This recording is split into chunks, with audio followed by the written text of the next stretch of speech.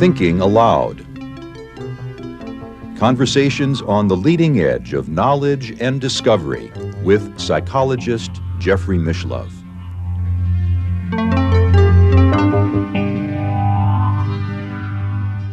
Hello and welcome. I'm Jeffrey Mishlove. Today, we'll be exploring the implications of the near-death experience. My guest, Pierre Todd, is the author of The Individuation of God. He is a Jungian psychotherapist practicing in Australia. You'll see the designation MAPS after his name, which stands for Member of the Australian Psychological Society. In addition, he was a gold medalist at the very first Gay Games or Gay Olympics in San Francisco in 1982 for bodybuilding. And now I'll switch over to the internet video. Welcome, Pierre. It's a pleasure to be with you all the way between Albuquerque and Sydney. It's a privilege and an honor to be appearing on such a prestigious program as yours for expanding the noosphere and resacralizing the world. Well, thank you, Pierre. We'll be talking about your near-death experience and the implications of it. And earlier today, I discovered that you were a bodybuilder, basically, early in your life. So I have to assume that you had a very strong focus, at that time at least, on the physical aspects of being human. Well, certainly upon my own embodiment, and hence my later ready acceptance of dual aspect monism, which doesn't deny the material world or the incarnation. I'm aware of that, and it occurred to me that probably your preference for dual aspect monism as opposed to monistic idealism, metaphysical idealism, yes, based on, at least in part, on your appreciation of the possibilities inherent in physical reality. Yes, as raised as a Catholic, though now more mystical and adhering to dogmatic theology, I was very aware of the significance of the incarnational doctrine in theology, but now in a process theology like that of Teilhard and Chardin. But my physicality, just quickly, at that time I had developed physicality, my body to the extent that I did, because I had transformed the outrage from receiving aversion therapy for being gay in the 1960s into activism. And so I decided to take part in the first Gay Olympic Games, during which I won the gold medal for physique, and then impromptu gave a human rights address to a packed Castro Theatre in San Francisco, receiving a standing ovation. Well, that's quite a history. And at some point, as you mentioned, you got very much involved in the ideas of Teilhard de Chardin and Carl Jung before you ever had a near-death experience. Yes. As a matter of fact, I was so disillusioned with what I was hearing in radical behaviorism at university that I started to read the collected works of Carl Jung at the age of 22 and dipped into Teilhard de Chardin's published works as well in my 20s. And you worked with people dying of AIDS? For many years in San Francisco when I was there after the Gay Games, and also in Sydney during those terrible years when the diagnosis of HIV seropositive status was a terminal diagnosis because the average life expectancy was about 3 years to mortality. So I sat at many deathbeds, hour after hour, being on call late at night for the dying. And interestingly, at the moment of death, I often saw a light or radiance or spiritual light leaving the room. And none of my patients ever died except in a state of peace, joy, and connection to something numinous. Raymond Moody has written a book in which he talks about people who are in the room with others dying, that they often have something akin to a near-death experience, as if they're accompanying the loved one. So you experienced that before your own actual near-death experience. Yes, I did. And I suspect, without going into too much detail, I was something of a mystic as a small child anyway. I think I've always been introverted, intuitive type and a bit mystical in inclination. Well, what led you to pursue an interest in bodybuilding? The opportunity came to participate in the first Gay Olympic Games. I met Tom Waddell's roving ambassador, and he invited me to become captain of an Australian team to participate in the Games in September of 1982. And I had already been competing in bodybuilding and powerlifting as well at national standard. And so I decided to utilise that to participate in one of the Gay Games events.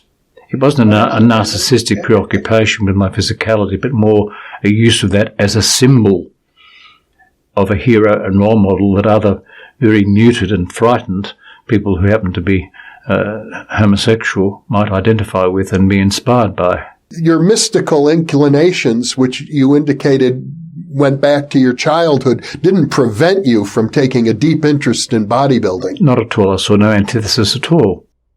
And I believe it was 2005, many years after your gold medal as a bodybuilder, that you had an actual near-death experience. Absolutely. And I'm glad you say actual death experience rather than near-death experience, which I think is a bit of a misnomer. I mean, one is actually clinically dead in the sense of having cardiac arrest and a flat EEG. And just briefly, I had high loadings of aspirin and clopidogrel when I was sent for an emergency bypass after an aborted attempt at stenting the coronary arteries in the morning. So I developed a blood clot, 1,600 mils pleura mediastinum, which meant that I was taken back into the operating theatre where I had a cardiac arrest and died on the operating table, during which I believe I had the near-death experience. And you described that experience, I know, in your book very eloquently. Could you talk about it now? Yes. Do you mind if I just refer to some notes, sir? Because I've actually... Sure, go ahead. If I tell you the exact experience. My finite ego consciousness felt connected to a rapturously beautiful light, a loving presence, and a source of wisdom which seemed cosmic, infinite, numinous, timeless, and eternal, not spatio-temporally bound, and without any apparent beginning or end. The light seemed to be brighter far than the external sun, boundless and all-enveloping. I experienced what seemed to be augmented wisdom in fields of knowledge beyond what I had formerly studied, and a sense of luminous becoming in which I was also participating. I experienced the presence of departed visionaries, including Teilhard de Chardin and Carl Jung, who were among the many who had inspired my previous work, especially with people dying of HIV/AIDS. I was filled with a profound sense of tasks yet to be fulfilled and contributions to be made to science and humanity which might further the work of those who had come before me, especially in depth psychology, psychoanalysis and religion, and an inward vision of participating in a Copernican revolution in science and mystical theology which would replace archaic doctrines and an interventionist God external to the cosmos. The numinous experience was of a cosmic and radiantly beautiful presence, though not anthropomorphic in form. The experience was formless, except for the rapturously beautiful and enveloping sense of presence, which I sensed was also magnificently conscious and communicating with me. That's very profound, and undoubtedly it was life-changing for you. And in fact, as I recall, you, within a few weeks of having had this experience, you wrote down your thoughts in a lengthy manuscript, and it turned out to be the basis of eventually your book, The Individuation of God. Of the book and of subsequent publications and a number of interviews, including now this one with you. Mm-hmm. So, I mean, that experience that took place some 15 years ago was, I have to imagine it was something of not more than a milestone, maybe a turning point in your life. Well, I was more than well into the autumn of life, a time popular with Jungians, at least in his collective works. And yes, it was a turning point. I mean, I was left I left hospital weighing 60 kilos and totally wasted and emaciated and fragile for a long time, but yet when I sat at the desk with sacred music typing this manuscript, I felt inspired and a sense of energy which would not have been considered possible considering my fragile bodily state.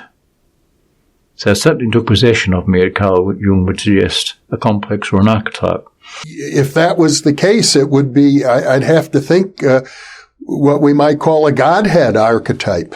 I mean, you were surrounded by a light that was, as you describe it, more powerful than the sun and it extending with no boundary. Hildegard of Bingen described her experience of the inner light being brighter than the sun as regenerating her. She said, "Even though 80 years of old, when I experience this light, I feel rejuvenated and like a young girl again." It's also reminiscent to me of the description in the Bhagavad Gita when Krishna reveals his divine nature to Arjuna. I believe the phrase is brighter than 10,000 suns. Absolutely. That sums it up beautifully. So you had this experience, and here you are on the operating table. The physicians assumed that you were dead. Well, I was, because I woke up to discover, in fact, my partner discovered that I had quite a lot of bruising from defibrillator shocks, so there were several attempts to resuscitate me. I was obviously clinically dead for them to have done that. Mm-hmm. In fact, I was told that I died on the operating table. At the time, you were, I presume you were practicing psychotherapy. You still practice psychotherapy? Yes, but with deeper insight, greatly enhanced empathy and compassion, and I think an even augmented intuitive sensitivity to the people I'm working with and to the unconscious, even to the collective unconscious and the archetypes about which some of your guests have spoken on this series. Mm-hmm. As for the God archetype, as you know, one of your guests recently made the comment about Jung that he wrote about the deeper numinous self-archetype, which he said, I could not distinguish empirically from an unconscious imago Dei, or God image. And Roderick Mayne, of course, writes of a transcendent God archetype in itself, which ends in mystery and can't be described adequately by any one of a number of primordial images. I gather, Peter, that what you're saying is you had a direct experience of this archetype and that near-death experience, and it was so powerful that for you, it's not just a psychological archetype. The Godhead archetype actually reaches to God. God as an ontological, timeless, eternal reality with no beginning and no end. That was your experience. And I know that even before you had that experience, you were deeply involved in the studies of Carl Jung's psychology, yes, and the magnificent theories of Teilhard to Chardin, yes, his theories about evolution and the role of human beings in the cosmos and so on. So I suppose it's fair to say if anybody was prepared for a near-death experience, certainly you were. I was, and I see it in retrospect as a donum gratiae, as a gift of grace. And I'm under the impression that the insights that were generated in that experience have motivated you subsequently to be a spokesperson for what we'd have to call a new theology, a theology for the third millennium. Absolutely. That, as you know, is the title of the last chapter of my book, The Individuation of God. Yes. Well, I'm one of a number of spokespeople for an emerging evolutionary panentheistic process theology, of which Teilhard de Chardin is an exemplary example, a Jesuit paleontologist for Roman Catholics, and Paul Tillich for Protestants. And there are a number of other thinkers who are contributing to the emergence of this new evolutionary panentheistic theology, including Roderick Mayne, of course, the Jungian from Essex. And though we might be a small group, I'm well aware that historically great ideas generally started with a small group of people and become disseminated. However, now we can complete Teilhard's Noosphere, moving towards an omega point or divine focus of mind for the world because of the existence of the internet and the communication being possible at the speed of light. Yes, like we're experiencing right now. I'm really amazed that I can have a conversation like this with somebody who is, I think you're probably at least 12,000 miles away from me. Yes, and 75 years old, but not feeling that at all. My mind, if anything, is augmented and capable of far more than I was as a young man. We have the other example of Eben Alexander, who had a near-death experience. His brain was virtually destroyed, his cortex, and yet he made an amazing recovery and is functioning at a very high intellectual level today. I have an enormous amount of respect for Eben. He was a brilliant man and a professor, and admittedly admits having been formerly a materialist and probably an atheist, but of course he's now no longer an atheist, and he's disseminating his wonderful thought. And though I might disagree with him about the details of ontological idealism, preferring a dual-aspect monism, there is much that I share in common with him and a lot of empathy for his experience and for his now mystical status. What I'd like to kind of get at, because you're obviously a deep thinker and deeply involved not only intellectually with these ideas, but very personally, having sat at the deathbeds of I don't know how many AIDS victims. I'm going to guess over 100. Far more than that, David. Numberless. I was the only psychologist in Sydney, quite frankly, who was prepared to sit at the deathbeds. The clergy stayed away, much to my horror. I said in one interview, where were these so-called icons of Christ who wouldn't enter the rooms and sit at the deathbeds of these dying patients? I actually performed that function, spiritual accompaniment, if you like, through death, instead of the clergy. Well, classically, the near-death experience begins with what people describe as moving through a tunnel. Did you have that experience? No, frankly, David, I didn't. If I did, I haven't recalled it. But most of the other features, including I had experienced something of a life review, although I haven't written much about that because that's instantaneous and just merely revealed to me that my life had a purpose that the review revealed more of. And the rest of it is, the phenomenology is very similar to that of most people who've written about their NDEs, the mystical and transcendental elements and the light, for example, and the presence. But I think what's unique in your case, Peter, is that you have the intellect to begin to try and make sense of an experience that many people would say is ineffable, hard to describe, maybe impossible to describe, really. But you have applied theology, philosophy, psychology, to develop an intellectual model that would enable most people who haven't had the experience to really have a grasp of not only what it was like, but what its significance is. Yes. Well, may I refer to Roderick Mayne again? He wrote a wonderful paper called the Panentheism, the Undoing of Disenchantment.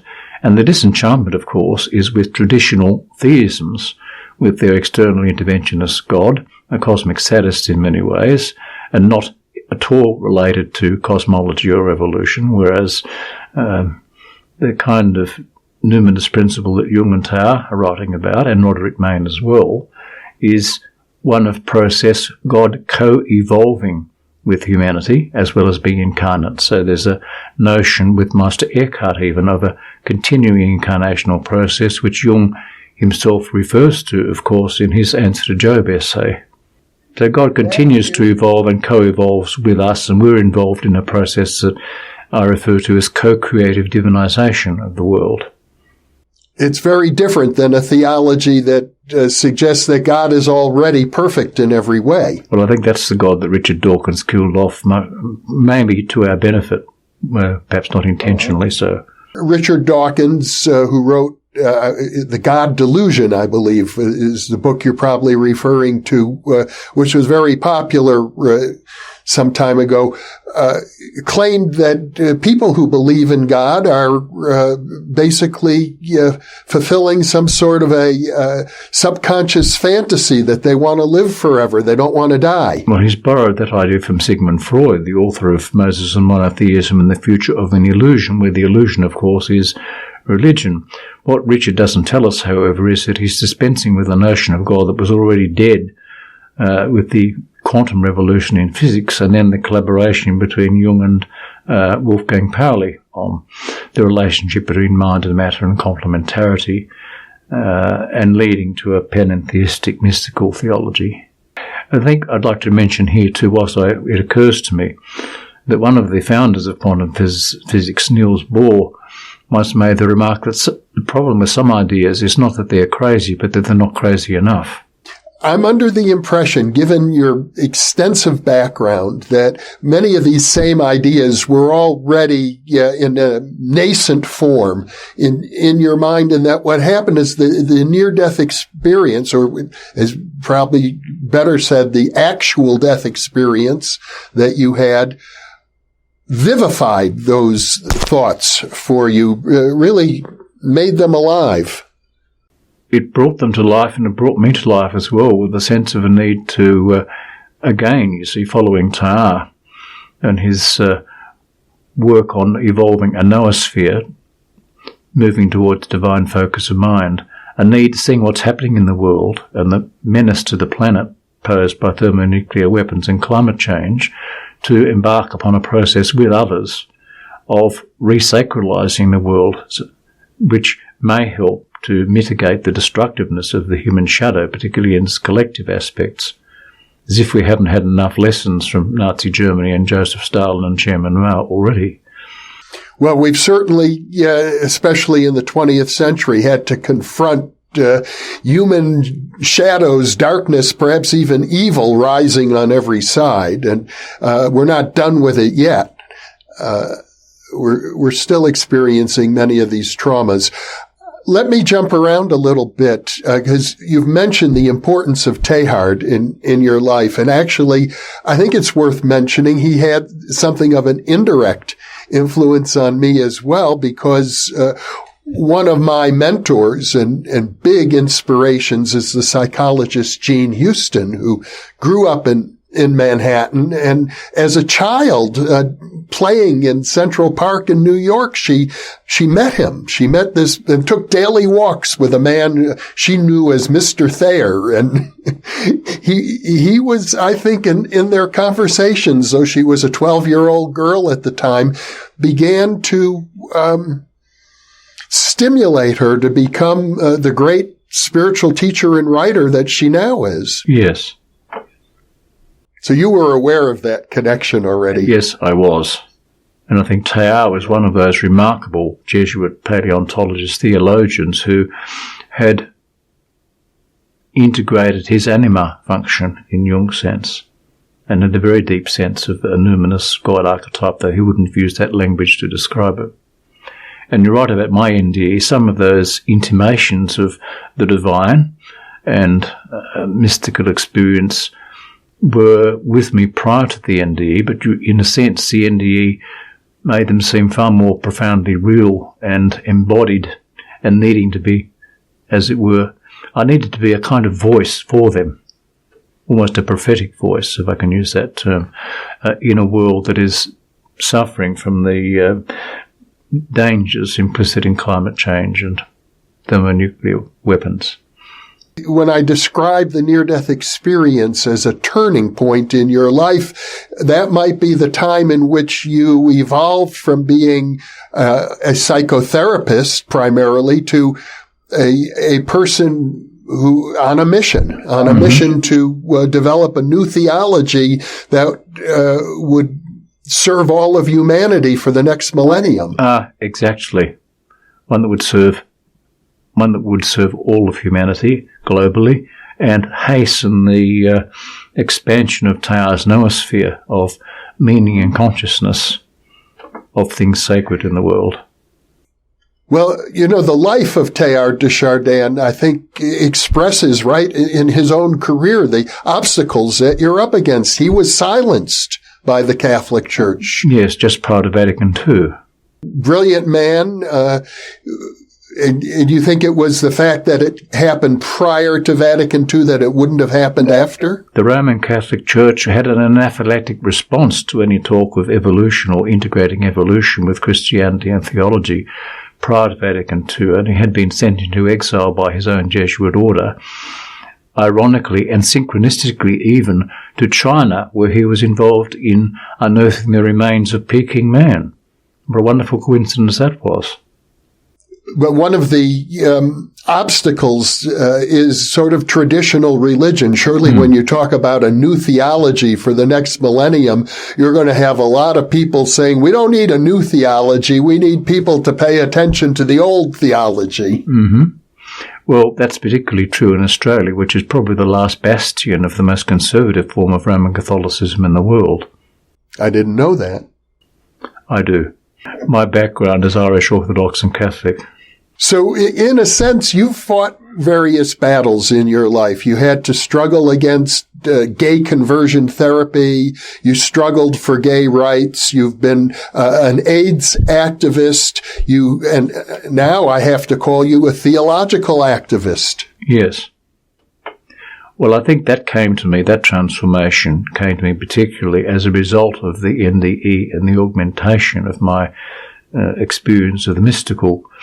You see, I'd like to comment that this experience, though I'd had intimations of it prior to the NDE, actually occurred during a period when I was in actual clinical death. So it's very important to bear that in mind. I was not embodied until resuscitated later. So I had this experience, this epiphany, if you like, into the numinous during a period of actual clinical death, not on return to my body. That's one of the criticisms that skeptics of the near-death experience raise, that the so-called experience is generated by the brain once a person returns to normal consciousness. Yes, well, I like many answers to that, including that of Pim van Lommel and my own, because I worked in the neurosciences for 7 years, which is that after resuscitation from cardiac arrest, the most common experience is one of disorientation, confusion, delirium, certainly not heightened awareness or mystical transcendent experiences. It's one of confusion and delirium. It would seem as if your experience would be consistent with people who suggest that the brain acts as a filter to filter and essentially the awesomeness of this archetypal energy that you experienced away, so that most normal people living their daily routines aren't disturbed by this sort of thing. I absolutely agree that it does act as a filter or transducer, if you like. And I'd even say given my Jungian background, the conveying to the world of the message of the archetypes, as Jung and Pierre put it, about the future of humanity and the necessity of acquiring a more mystical and reverential attitude towards all beings and the interconnectedness of all beings. When you talk about Jung and Pauli being the Nobel laureate physicist who worked carefully with Carl Jung back in, I think, the 1940s. 1932 to 1958. You're focusing in on probably one of the most significant intellectual dialogues certainly in the 20th century, if not beyond. The idea that depth psychology and quantum physics could engage in a mutual exploration of what I'd have to call metaphysical reality. Yes.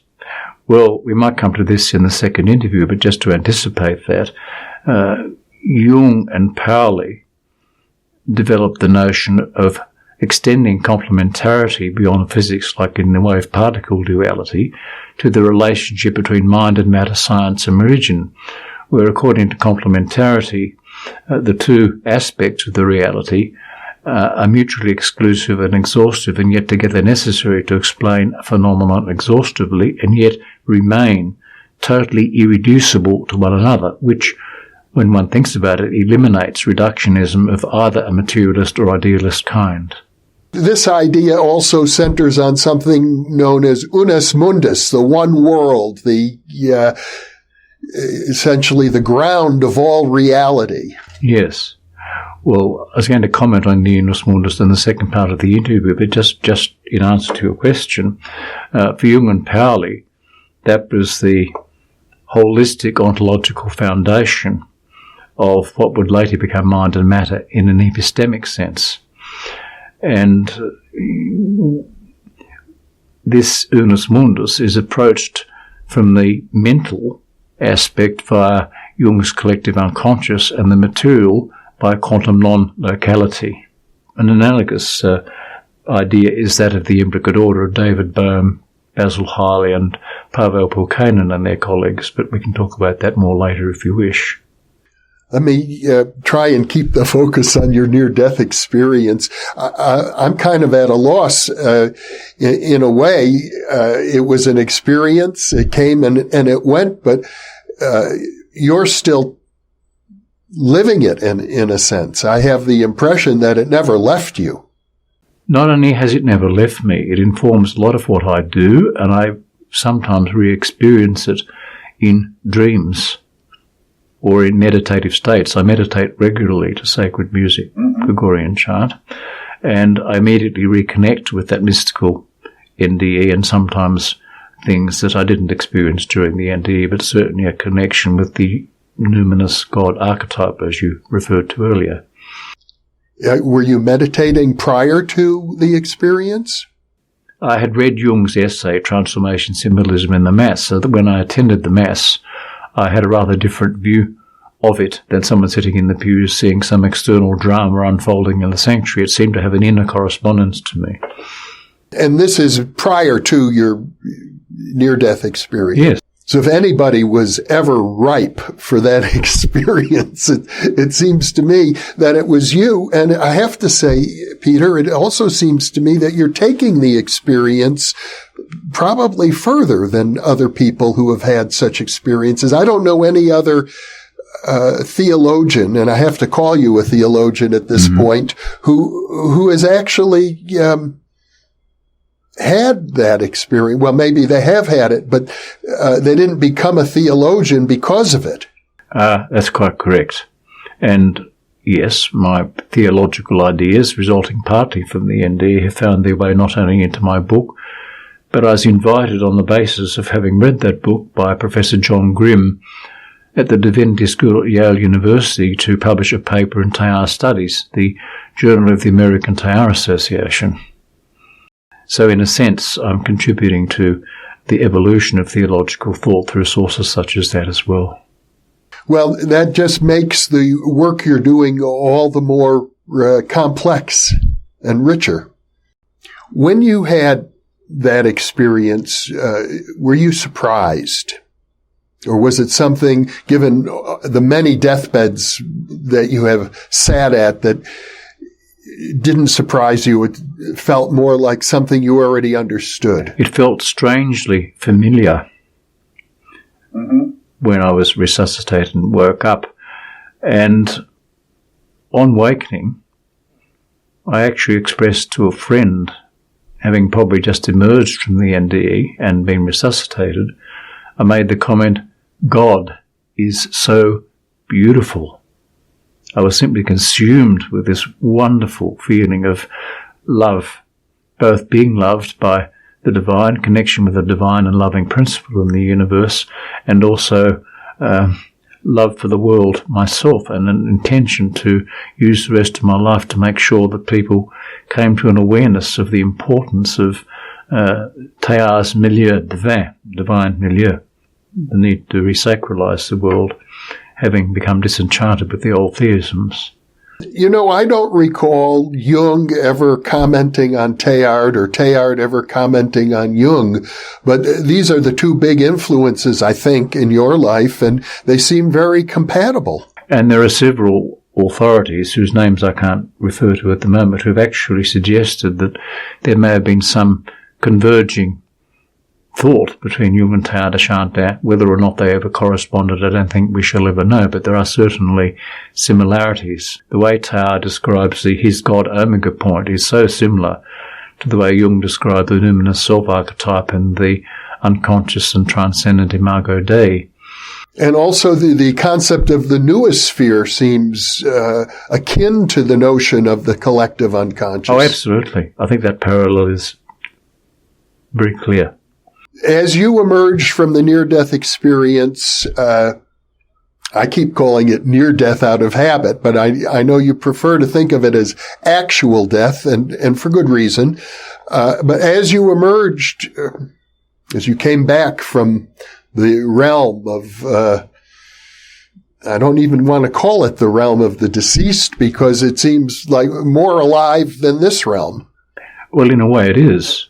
And hence, I think, the idea reported by many NDEs, including people like Pim van Lommel and authorities like Peter Fenwick, with whom I did a Skype interview last year, that NDEs have lost practically all fear of death. Well, of course.